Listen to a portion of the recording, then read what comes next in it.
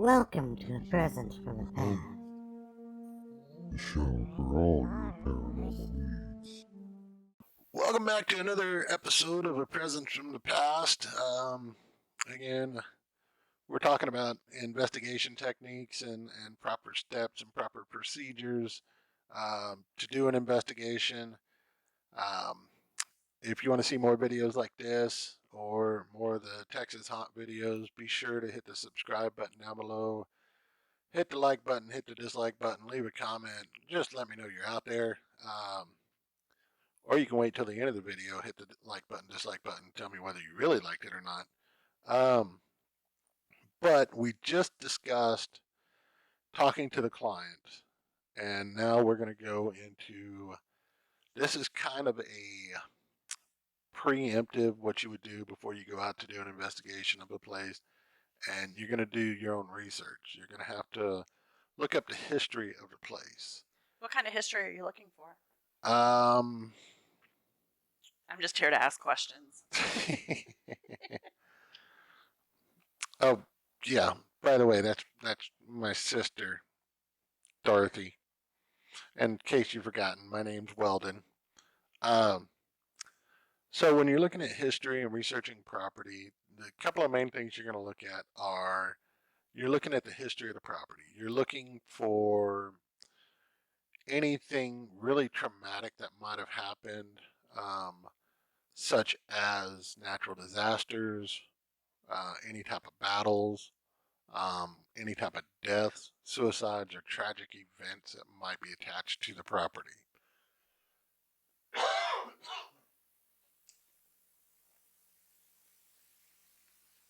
Corona. Yeah. And then, I mean, when you're looking at that stuff, there's so much that can be attached to the property. Like, was there a battle that happened nearby? Was there an Indian settlement nearby? By Indians, I mean Native Americans, of course. Did the Native Americans find this a sacred ground? Um, was this ever a cemetery? Was this ever used as a morgue or something of that nature? And all that stuff can play into stuff that may be going on the property. One of the other things we were talking about a little bit ago was what's actually under the ground. Are there waterways or minerals or different types of rock? Right, and again, this is something that I'm not an expert in, but I have heard plenty of times that certain minerals and water act as like a power source, giving off their own energy that um, supposedly entities like to use. And there tend to be a lot more paranormal activity around these areas where you have these minerals and water sources and stuff like that. And there's also other minerals that act as kind of a conduit or a tape recorder even. Yeah, and kind of the impression of history gets stamped upon it a little bit better than other minerals. So those can all play a factor into it. And if you can find out that information, which I imagine is going to be pretty hard, but if you can find out what type of mineral sources are there nearby, for instance, Baker's Hotel. One of the biggest draws to it was the springs, the mineral water springs. And that kind of plays into why there's so much more activity in that area because of the mineral water springs. But other than property history, you're going to have to start taking a look at personal history. And what I mean by personal history is you're going to have to look at the previous owners because they may have had something tragic happen in their life that may leave an impression on the property, such as a death in a family or something tragic that happened that may leave an impression. Or, and this is kind of the rare circumstances, but sometimes when a person is completely at peace at a place and they're not able to transfer over to the other side or whatever, they go back to that place where they were most at peace at, or they were most like in love with that place. Makes sense. And so, with that, you'd have, you have, sometimes you'll hear like a business owner that passed away, but people still claim to feel their presence because that person was most at peace there. That was what they loved doing. That was what they wanted to do for the rest of their life. So they kind of get stuck there. And so you're kind of looking for that in the personal history. You've also got take into account the clients that are living on the property, their personal histories, what they've gone through. Have they recently lost a loved one? So many times, I have friends come up to me and tell me that, hey, my grandfather, my mother, my sister, my brother, somebody just recently passed away, and I feel like they're around me. And they keep asking me, should I do an investigation or anything like that? And they tell me the littlest things that may clue them in that it could be their relative. And I had one person that tell me that it was their relative constantly jiggled change in their pockets, and so out of nowhere they would hear jiggling of change, and it would remind them of that person, and so they would automatically think that that person's near them. And I've said this in previous videos, and I'll say it again.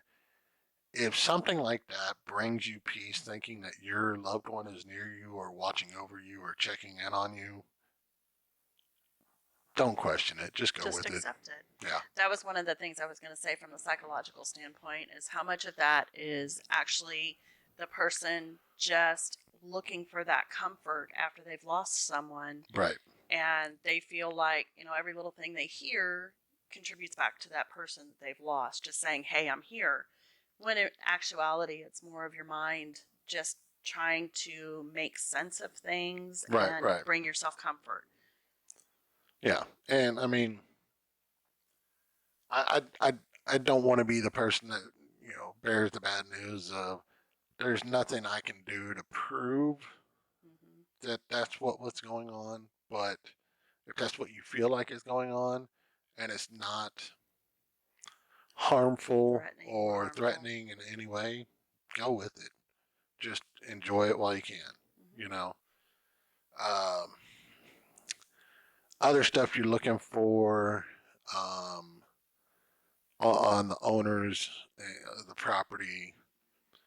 This is kind of where you start to determine if it's a poltergeist or not. Because if some of the living family members in the property, if you have a teen boy or a teen girl that's going through a lot of stuff, and we all know that, going through those hormone changes and going through school, and nowadays with the bullies and everything like that, it can be relentless and stressful. So that could be an outcry. The poltergeist can be an outcry from that. So all that kind of plays in together. And then you can kind of get down to not only just figuring out if it's when you're doing a history research, whatever. Some of the other questions that I would also ask is if the owners recently brought something into the house or recently remodeled. That could be true because, some entities get kind of stirred up when things have changed from what they originally remember, and most of the time they don't like change. And they may have very well been happy just staying there in the house, and then you tear down a wall and put something else there, and they'll let you know they don't like it. Yeah, exactly. And what I mean by going back to bringing in stuff from the house, this could be something you bought at an antique store, something that one of your family members gave to you or a friend gave to you, and they might not have known The history behind it. the history or that the fact that something was attached to it. Mm-hmm. And yes, spirits can be attached to personal property, not just the actual physical property Right. or individual people. Um, we actually did an investigation where there was a lot of crazy stuff going on, and the um, the client that lived at the house, um, she just had all sorts of crazy stuff going on. I'll tell you this story. Okay, so I'm not going to say where it was or anything else like that. I'm just going to tell you kind of the basics of the story. We went out and did an investigation, and we told the owner of the property that we didn't catch a whole lot during our investigation, but anytime you do an investigation, it may stir things up. And so we gave her that heads up, and we told her if anything comes up, let us know, and we'll be back to help her out. I think it was a couple of days later, her neighbor down the street was working outside, and he heard pounding like from her door. Oh wow. And he looked over, and it was the middle of the night, so he was like, kind of watching out for his neighbor because um, the person that lived there, he was just kind of keeping an eye out for Right. her. And there was a pounding on the door. This client has dogs that lives in the house. None of the dogs made a sound. Right. If there was somebody really at the door, then the dogs would have been barking. Well, not only that, but there was this pounding that the guy could hear down the street. Right. So he goes running up to the front door to find out what this person wants because it's late at night and he's trying to kind of, protect his neighbor or whatnot.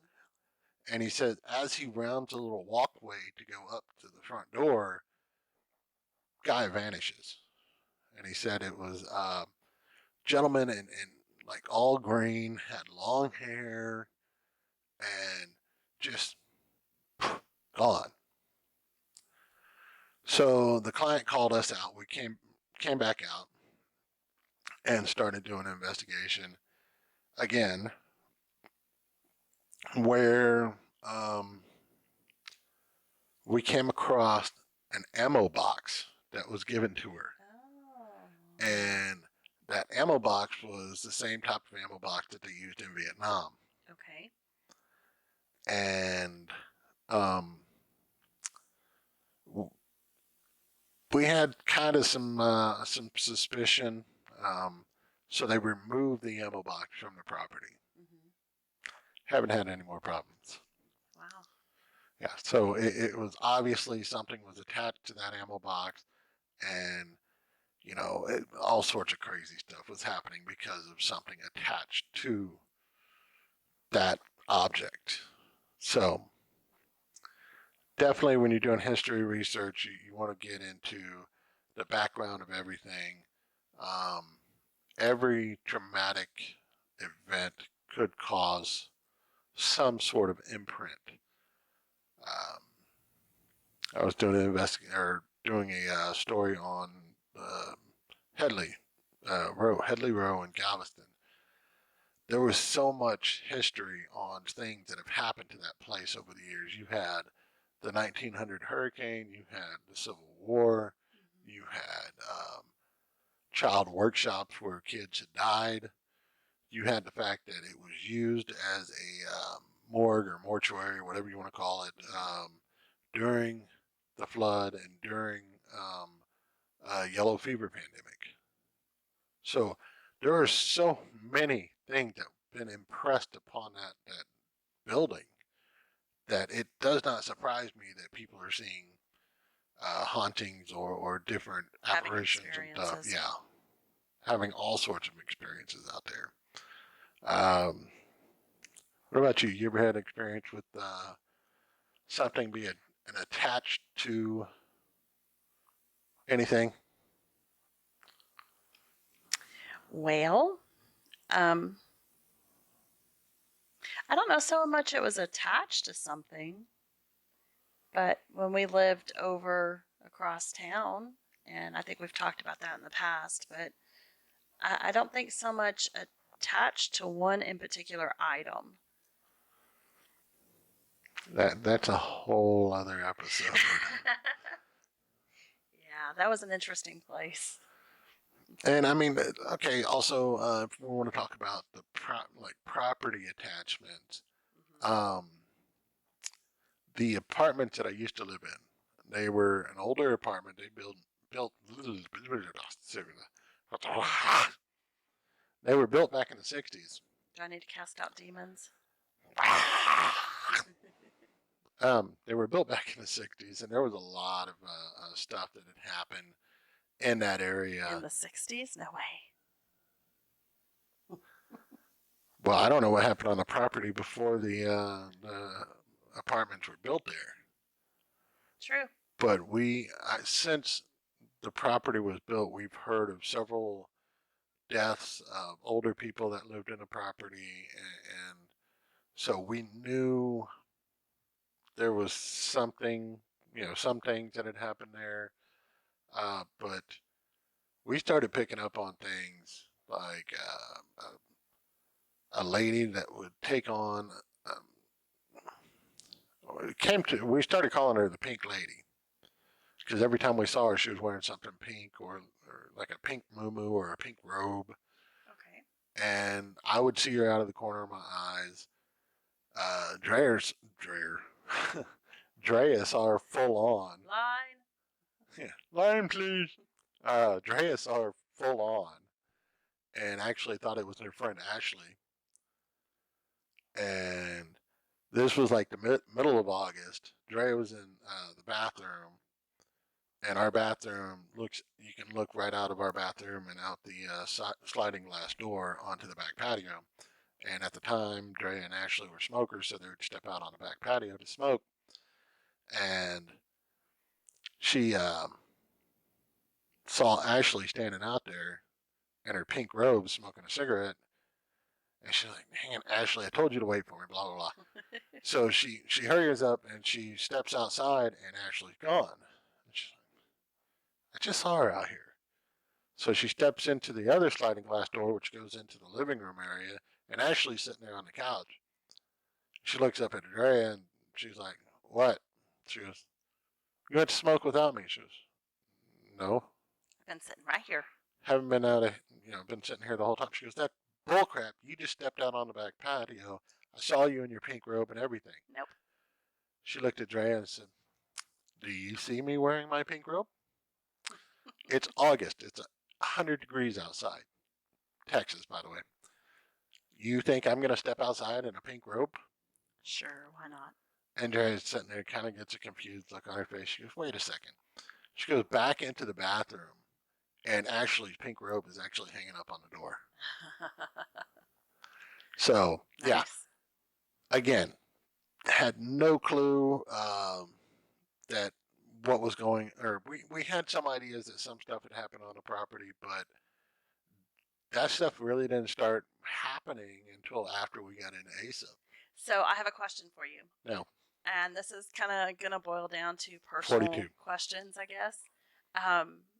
So if someone dies a natural death, say someone's at home and on hospice and dies of cancer, versus somebody who is tragically murdered or committed suicide in the home, do you think it leaves a difference? A different kind of imprint? It possibly leaves a different type of imprint because it's like the person that dies suddenly from a tragic event doesn't always know they're dead. Okay. Whereas a person that passes more than likely knows they're dead, but has chosen or for whatever reason was unable to cross over to either heaven, hell, purgatory, wherever they're supposed to go. Okay, Gotcha. I'm not going to get into a religious argument about that. That's a whole nother book. That's a whole other freaking show. It can go on for years. Yeah. By the way, the Jewish had it right. No. But no, it's just it does leave a different imprint because I do believe that entities, and again, this is all theories. There's no hard evidence to I any of think this that's stuff. the hardest part that people have with it is there is no hard proof, no hard written facts Right. of this is this is this, and It, if you it see this means that. and yeah, and in all honesty, paranormal investigation is still considered a pseudoscience because it's still in the building phases. And I mean, if you look at one of the biggest contributors to it, as far as the proper steps to investigations and the proper ways to investigate, you have to look at Rick Moran and ASAP, who actually started back in the early 70s, and they were one of the first paranormal groups in the U.S. So he laid the groundwork for proper investigations, and even your more famous groups like TAPS and other investigative groups have taken from his teachings and taught them as their own as far as how to do proper investigation. Right. And I mean, even Rick went with Ed and Lauren or Ed and Lorraine to a couple of investigations, and he actually came to different conclusions than they did. So, but yeah, it's all based on theory. So there's no hard. You can argue one way or the other all day long. It's all very subjective. Right. I may hear something that he doesn't hear, or he'll hear something that I don't hear. And I'm talking about even if you go into the theories of how ghosts are, where they come to be, and all this other stuff. There's so many different theories out there, and it's all theories. Some of it probably more tend to believe in than others. It's still just a theory. There's nothing that's been proven to be cold hard facts. Can't really say you're right, can't say you're wrong, but we can show you what we've got. We can show And you. To be honest, this video got kind of sidetracked way. We did. But the second procedure, second step to doing an investigation is definitely look up the history, check out the property, check out the owners. You want to see about any traumatic events attached to the property, any traumatic events attached to the owners, and then you'll go from there as far as. Well, and one point to add to that, it's not just that particular property because we did one investigation where there was a tornado that came through the area, and I want to say within a 20-mile radius, it could be less than that, more than that, but it seemed like there was a lot of activity just from that tornado coming through. There was a lot of death, a lot of destruction from that. So, at any point within there, you could have some type of activity. Oh yeah. So it's not just necessarily that one spot. Yeah, you definitely want to kind of look at the area, if you will, even like the city. Especially if it's a smaller town, you want to look at the history of the town. Right. Right. If it's a big city like Fort Worth, you kind of have to nullify it to certain areas. But right. No, definitely, I know what you're talking about because we did an investigation. There was a cemetery 100 yards away, and so we kind of had to include that in on part of the investigation. But again, look up the history, look up the area, check out the town, see if anything specific happened in the town. Check out the owners, the previous owners, the current owners, and I'll kind of get you started in the right direction as far as what questions to ask, what you're looking for as far as an investigation, and who might possibly be the people haunting the place. So definitely look at history. Anything else to add? I think we covered it all and then some. Yeah. Okay, so that's going to be it for today's episode. Once again, hit the subscribe button, hit the like button, hit the dislike button. Leave me a comment down below. Ideas, suggestions. What do you want to hear about? Exactly.